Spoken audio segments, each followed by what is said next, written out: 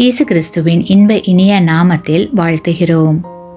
இன்றைய வேத வசனம்: கர்த்தர் தமது கிரியையாகிய அபூர்வமான கிரியையை செய்யவும் தமது வேலையாகிய அபூர்வமான வேலையை நிறைவேற்றவும் அவர் பெராத்சீம் மலையிலே எழும்பினது போல எழும்பி கிபியோனின் பள்ளத்தாக்கில் கோபம் கொண்டது போல கோபம் கொள்வார். ஒருவர் செய்த நற்கிரியைகளை ஒரு தட்டிலும் துர்க்கிரியைகளை இன்னொரு தட்டிலும் வைத்து நிறுத்து பார்த்து நற்கிரியை அதிகம் காணப்பட்டால் மன்னித்து விடலாம் என்று சிலர் நினைக்கிறார்கள். இந்த கொள்கையை கிரியத்துவம் என்கிறார்கள்.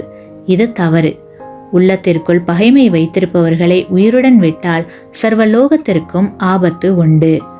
பகைமையை பராமரிக்கிற மக்களை தேவன் அழிக்கிற அனுபவமானது தேவனுக்கு மகிழ்ச்சியான அனுபவம் அல்ல. அவருக்கு பிடிக்காவிட்டாலும் வேறு வழி இல்லாமல் தான் பாவிகளை தேவன் அழிக்கிறார். அது அவருடைய அபூர்வமான கிரியை.